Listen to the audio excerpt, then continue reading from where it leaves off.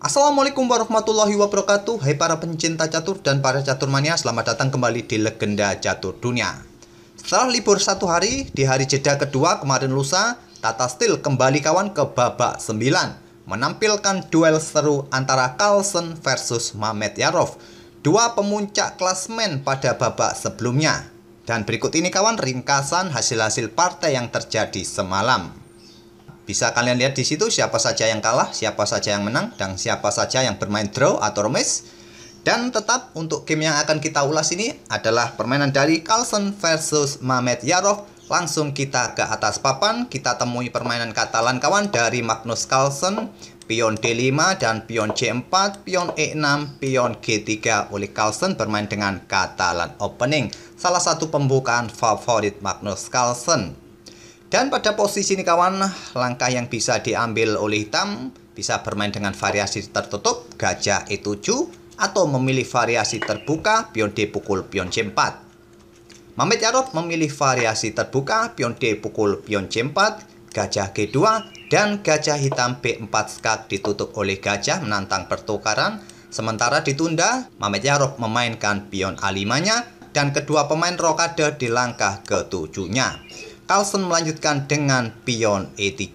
Di sini kawan, langkah yang paling banyak dimainkan oleh putih bisa memainkan gajah untuk menghindari pertukaran ke petak G5 kawan, menghindari pertukaran dengan gajah gelap hitam, atau bermain dengan langkah menteri ke petak C1 atau ke petak C2 untuk merebut pion hitam ini kembali. Setelah terjadi pertukaran seperti ini kawan, hitam akan bermain seperti ini dan kalian bisa melanjutkan menyerang dengan pion A4 atau menantang pertukaran pion di petak B3, bisa kalian pilih juga. Tapi di sini tadi kita lihat Magnus Carlsen tidak bermain dengan gajah G5, menteri ke petak C1 atau ke petak C2, maksud saya ke sini ke petak C2, memilih dengan pion E3, memilih variasi yang solid kawan, mempertahankan atau memperkuat posisi pion pusatnya.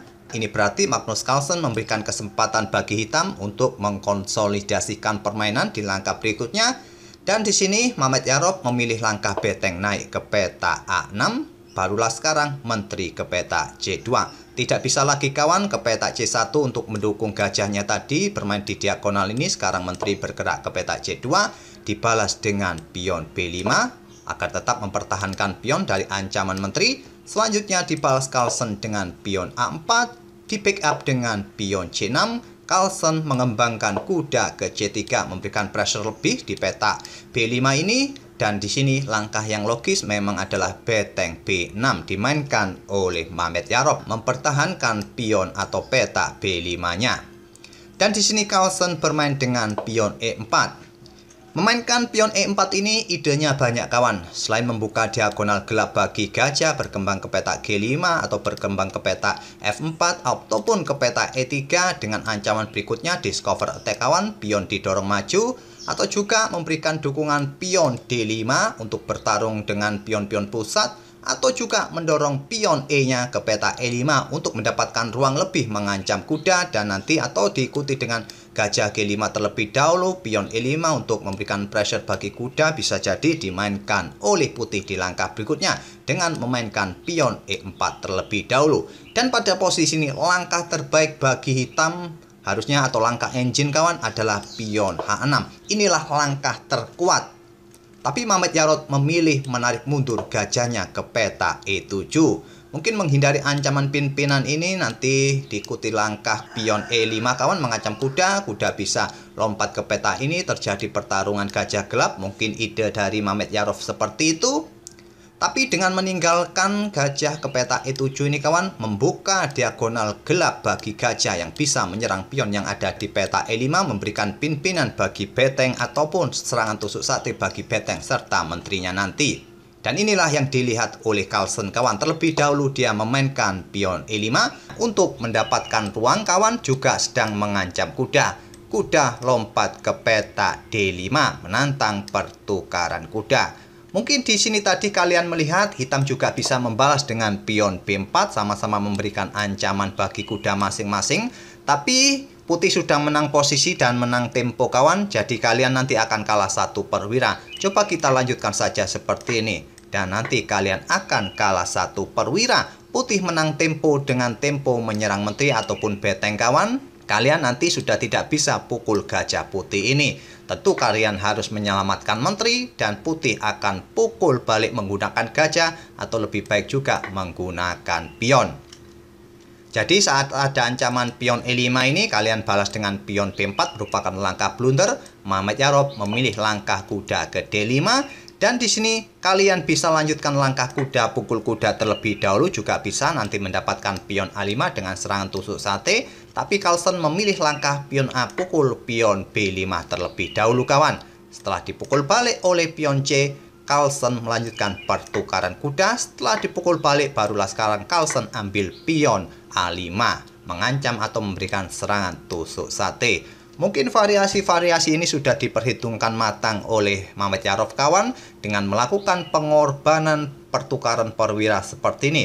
Bertukar nanti gajah dengan betengnya. Tapi mungkin kompensasi yang diharapkan dari Mehmet Yarob adalah berharap pada 3 pion mayoritasnya ini kawan bisa didorong nanti maju, dan berharap pada permainan endgame dia mempunyai 1 pion bebas di sayap menteri. Tapi kita lihat saja apakah pion-pion ini berhasil untuk maju promosi di langkah berikutnya.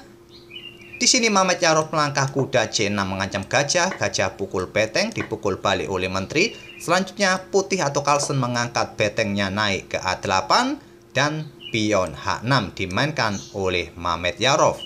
Dan Carlsen menggeser beteng satunya bergerak ke lajur A, mendobel beteng di lajur A. Di sini gajah E6, lanjut Mehmet Yarob memperkuat posisi pion, nanti bisa mendapatkan pion ini kawan dengan dukungan menteri, juga menantang pertukaran beteng. Langkah pertukaran ditolak oleh Carlsen, tidak mau menukarkan betengnya terlebih dahulu, dia mempertahankan pionnya terlebih dahulu dengan menteri D1, memperkuat posisi pion ini kawan, sudah tidak bisa lagi pion ini dipukul. Dan Mehmet Yarob mendorong pionnya maju ke B4.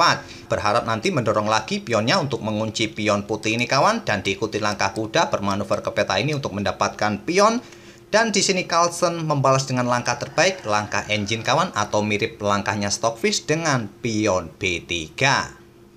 Dan Mehmet Yarob menolak pertukaran pion, dia mendorong pion C3 menjadikan pion bebas. Jika diterima kawan, maka putih akan bermain dengan beteng ke peta A6 terlebih dahulu untuk mengusir menteri, akan meninggalkan incaran pada pion D4-nya. Setelah menteri mundur, menteri bisa pukul pion yang ada di peta B3. Dan pionnya ini pun masih aman dari ancaman hitam. Tapi Mehmet Yarob tadi di sini tidak melanjutkan langkah pertukaran pion, dia mendorong pionnya maju ke C3. Menjadikan posisi tertutup dan berharap pada pion bebasnya nanti kawan. Dan Carlsen menjawab dengan langkah beteng turun ke peta A6 menyerang menteri, akan meninggalkan diagonal ini kawan. Di sini menteri mundur ke C7 dan kuda putih lompat ke E1. Lanjut Carlsen siap bermanuver ke peta-peta ini kawan, nanti untuk menyerang pion lemah hitam. Di sini nanti banyak sekali pilihan putih nanti kawan. Dan Mehmet Yarob melanjutkan untuk membuka permainan di sayap raja, pion F6, ingin membuka lajur F. Dijawab Carlsen dengan langkah kuda ke peta D3 untuk menjaga pionnya ini atau menyerang pion ini. Dan Mehmet Yarob melanjutkan rencananya membuka lajur F dengan pion F pukul pion I5. Tidak dipukul balik menggunakan pion, dipukul balik menggunakan kuda, menantang pertukaran kuda. Posisi kuda hitam ini juga mendapatkan pressure juga dari beteng putih. Kuda pukul kuda, tidak dipukul balik menggunakan pion. Putih memilih ambil gajah di peta E6 agar pion ini menjadi lemah, tidak ada yang menjaga, siap dipukul dan memberikan discover attack nantinya kawan. Dan di sini pion didorong maju oleh Mehmet Yarob, mengancam menteri, berharap pionnya nanti bisa promosi jika putih atau menteri putih meninggalkan baris pertama kawan. Pion promosi disikat oleh beteng putih, nanti disikat balik oleh menteri hitam. Tapi Carlsen hanya menggeser menterinya ke peta E1 dan di posisi ini Mehmet Yarob resign atau menyerah. Posisinya sangat tidak menguntungkan bagi hitam kawan. Banyak sekali tekanan yang didapat oleh hitam. Gajah siap pukul pion dan persiapan memberikan discover check nanti kawan. Ataupun pion ini juga tidak bisa diharapkan promosi karena masih ada beteng serta menteri mengawal pion ini. Kalaupun kalian pada posisi ini melangkah kuda ke peta D3 memberikan ancaman bagi menteri putih, Putih akan pukul pion ini terlebih dahulu dan persiapan memberikan discover check di langkah berikutnya. Jika kuda hitam ambil menteri putih berharap pada pion bebasnya nanti, Putih akan melanjutkan pukul gajah skak kawan. Jika kalian menutupnya dengan beteng, berharap bisa pukul balik, tidak bisa kawan karena posisi beteng sudah kena pin. Oleh karena itu pada posisi ini mungkin raja hanya bergeser ke peta ini, beteng putih ambil menteri hitam, dan pion ini sudah tidak bisa lagi kawan untuk promosi. Atau pada posisi seperti ini kawan, langkah terbaik bagi hitam adalah gajah bisa bergerak ke peta G5 agar permainan agak lama sedikit. Berharap nanti mendukung pionnya bisa promosi dengan kawalan gajah ini kawan. Di sini kalian bisa pukul kuda ini dengan pion ataupun dengan beteng. Lebih baik dengan pion kawan. Dan hitam mungkin akan mendorong pionnya promosi, mau jadi apa terserah kalian di sini. Tetap saja nanti disikat oleh beteng putih, anggap saja menteri. Dipukul oleh beteng putih, kalian pukul balik menggunakan menteri sehingga terjadi pertukaran menteri. Dan tersisa permainan endgame gajah plus beteng yang berlainan warna peta gajahnya kawan. Tapi hitam sudah kalah jumlah pion kawan. Hitam kalah 2 pion karena putih mempunyai tempo untuk ambil pion ini. Dan sudah jelas kalah 2 pion. Dengan selisih 2 pion seperti ini kawan, kalian tidak bisa lagi berharap remis. Apalagi menang dengan selisih 2 pion. Apalagi yang main adalah Carlsen, bukan Pak Satpam. Kalau mungkin dengan Satpam perumahan kalian masih bisa menang kawan dengan atau remis paling tidak dengan selisih 2 pion dan berharap dengan perbedaan warna peta gajah permainan akan berakhir remis. Jika pionnya masih seimbang kawan dengan perbedaan warna peta gajah, permainan akan berakhir remis. Kebanyakan seperti itu. Tapi sekarang selisihnya 2 pion, yang main adalah Carlsen, tidak mungkin permainan akan berakhir remis. Oleh karena itu pada posisi seperti ini kawan, setelah mengkalkulasi segala kemungkinan, Mehmet Yarob memutuskan resign di posisi langkah ke-27 ini. Itulah kawan permainan yang luar biasa taktikal dari Magnus Carlsen. Melihat celah sedikit langsung bisa dimanfaatkan tadi. Dan sempat tadi Mehmet Yarob melakukan keputusan untuk taktik pertukaran kualitas perwira. Tapi akhirnya tidak bisa meloloskan pionnya untuk promosi. Walaupun bisa kawan sekarang nanti bisa dipukul oleh beteng atau menteri. Dan sudah tetap saja hitam kalah. Semoga permainan dari kedua pemain bisa menghibur kalian di pagi ini. Dan tetap utamakan ibadah, kewajiban-kewajiban lainnya kawan. Jangan main catur terus-menerus. Dan kita akan bertemu di video-video berikutnya. Terima kasih. Wassalamualaikum warahmatullahi wabarakatuh.